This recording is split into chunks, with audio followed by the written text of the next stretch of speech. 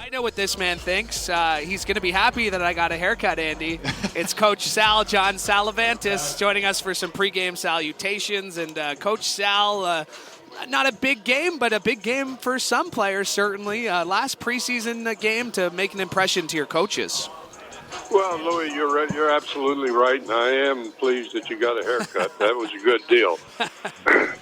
but really, Andy already hit on the real key for tonight's game, and that is for those people.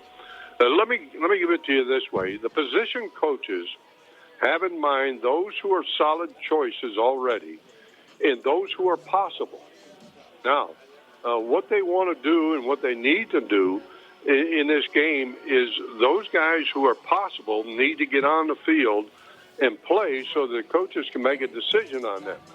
You know, it goes back to potential and upside.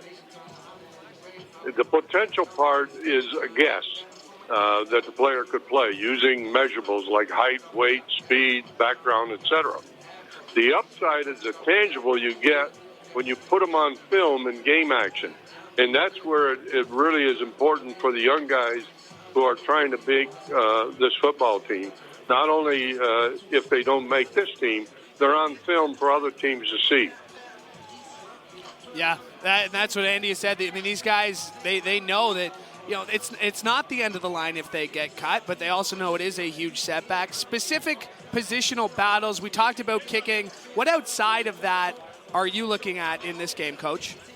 Well, you know, I go back to Don Matthews, and Don Matthews taught me a long time ago, in these preseason games, what you want to do is you want to start your offensive game with your number 2 quarterback for a quarter. Then bring in your number 4 quarterback for the remainder of a quarter. In the defensive side, you want to start your number 2 defense to start the ball game for a quarter, and then mix in those other possible guys we're talking about. And in so doing, what you're doing is you're putting them under the lights immediately. You're getting a look at the young guys with their first game action against an opponent. And your second half, then you just flip it, and you start your number 1 quarterback. You go a quarter with him, and as soon as he's in a rhythm, and you feel comfortable with them, then you move on to mixing the other players in. And at the same time, you start your number 1 defense for a quarter, then mix the others in. Yeah, there's a lot of players, especially at linebacker and D-line, that I feel like those might be the positions that I seem to think that are the toughest decisions. And how do you ensure that you get enough film of all those bubble guys on those 2 positions? You think special teams will play a big part of that? Well, yeah, special teams obviously will be the key for those guys because, as you well know, Andy, the rookies are going to make it based on their special teams play. They may not get very many opportunities in the ball game as a defensive player, but they'll get many opportunities in the kicking game, and we already talked about the punters not being, that great last week. They need a lot of cover guys, and this really separates some of the people who will make the team based on special teams play.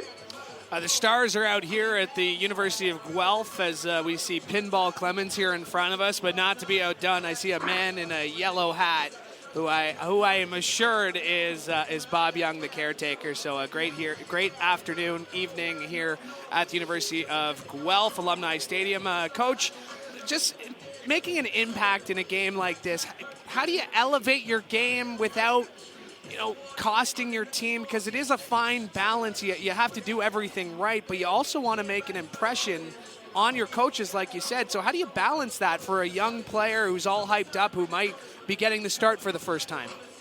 Well, that's difficult to say because it's all individual. Each player has to go his own speed, his own way. And if he tries to get outside of himself, he'll make some errors. So realistically, what it amounts to is, give it your best effort. You've already been through training camp. They've already filmed you every day that you were there. They know what you can do possibly in a ball game, but they don't know exactly until you get into the action. So give it your best shot. Try to relax and play the game the way it's supposed to be played. Coach, from the coaching perspective, how much of this game are you calling so that everyone gets a fair chance to show what they can do on the field, and how much are you trying to make sure you're progressing your calling so that you're ready for next week and trying out your offense? Well, Andy, you well know that going into Saskatchewan is not an easy task at any time. And so you're going to have to, in this game, your number ones have got to be able to put together some of their game plan ideas that they're working for, and that's the progression in your offense and your defensive schemes. But at the same time, you're balancing the fact you're a receiver, and you know this. In a game like this, you may only get one ball thrown your way. You may not ever have another opportunity in the ball game while you're there. So you've got to make the best of it, and still the coaches, from their perspective, have to be ready to play. Now, remember, Toronto can take a whole different tact on this because they have a bye in the first week.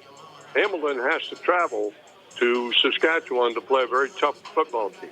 Coach Sal's on the line with us here on Tiger-Cats Pregame, presented by Journey Rewards. Louie B and Andy Fantuz are still about 45 minutes away from kickoff, and I can let you know that I don't see number 9 out there, so it looks like Dane Evans will not be starting. So that brings me to this question here, Coach. Is there a competition for the number 2 spot, or do you think it's Matthew Schultz right now? Well, I think there's got to be a competition between Schultz and Thornton. The fact is that they have to compete for that second and third spot. Yeah, and what did you see on tape from Morton, from Schultz last week, and how do you expect them to translate what they did last week and through a week of practice and being the guys to start this one? Well, the coaches obviously sat down with them after the game, pointed out the errors of their ways, and pointed out the good things that they did. And, they want to build on those good things. So Tommy Condell will have to sit with them after this game and say, did they improve in the areas that we talked about? Coach, I always love hearing your perspective when it comes to the battle at the line of scrimmage. From watching last week's game, what are some things you're kind of looking for, areas of improvement for the offensive and defensive line? Well, first of all, to me, I would really like to see Chris Van Zyl only get a few snaps in the ball game. He doesn't need to get out there and do a whole lot. Neither does Revenberg. So that gives the secondary or second people a chance to play. I think Fontana has to show in this game that he's improving in order to take that spot. And secondly, I'd like to see him change him over to the left side and see what he can do as a left tackle. I understand he's more comfortable on the left side. But overall, maybe mix them up a little bit. If you're a guard, can you play the left guard as well as the right guard? So, right hand, second hand type play where you're forced to move your steps and do things a little differently. See how versatile these guys might be. Now, Coach, would you pull that on a player on purpose without telling him? I know as a receiver, you could be playing, for instance, the Y position all training camp, but then all of a sudden you come in the game and you're at W or X or something.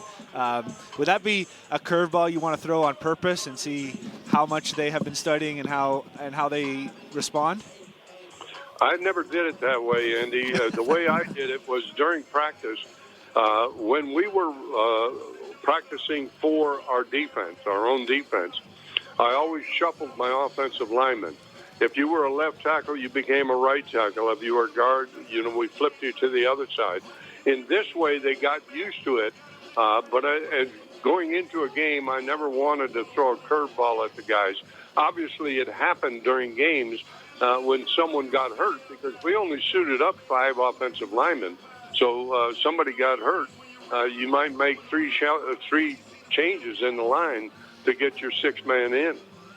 And we've seen how important it is to have versatility on the offensive line just from last season. And I'm really curious to see how those Americans at that left tackle spot look, because like we have talked about, Sal, Coach, you can go 5 Canadians at the offensive line if you want and if you can, and I think that's what they're going to be looking for here. Coach, always appreciate checking in with you. Thank you so much for doing this. Well, you guys have a great game, and I'll talk to you soon.